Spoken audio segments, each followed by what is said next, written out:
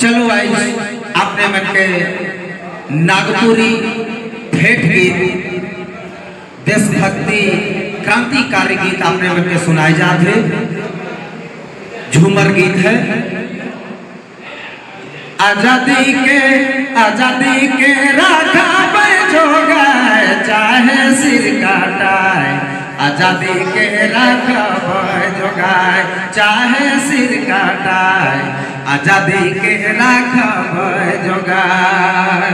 आजादी के राखा जोगाए चाहे सिर काटाए, आजादी के राखा जोगाए चाहे सिर काटाए, आजादी के राखा जोगाए, आजादी के राखा जोगाए चाहे सिर काटाए, आजादी के राखा जोगाए चाहे सिर काटाए, आजादी के राखा जोगाए। दुश्मनक बढ़ल पाए कि हम के देखावे आए, दुश्मनक बढ़ल पाए हम के देखावे आए, बल पाल लाला लजपत राय चाहे सिर काटाए, आजादी के राखा जोगाए चाहे सिर काटाए, आजादी के राखा जोगाए। नेहरू सुभाष गांधी रण में उठा आंधी, नेहरू सुभाष गांधी रण में उठा आंधी, चोरो डाकू सीमा में घुसाए चाहे सिर काटाए,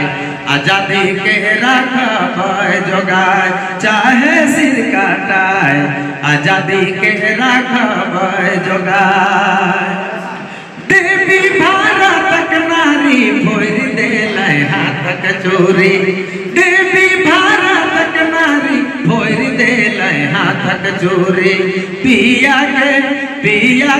काहे लड़े जाए चाहे सिर काटाए, आजादी के राखा जोगाए चाहे सिर काटाए, आजादी के राखा जोगाए। गोला बारूद चले डैटी रहे बाजुक बले, गोला बारूद चले डैटी रहे बाजुक जले, दुश्मन के मारी के भागाए चाहे सिर काटाए, आजादी के राखा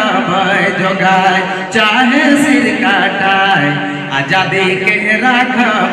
जोगाए, आजादी के राखा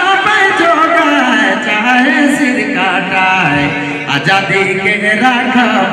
जोगाए चाहे सिर काटाए, आजादी के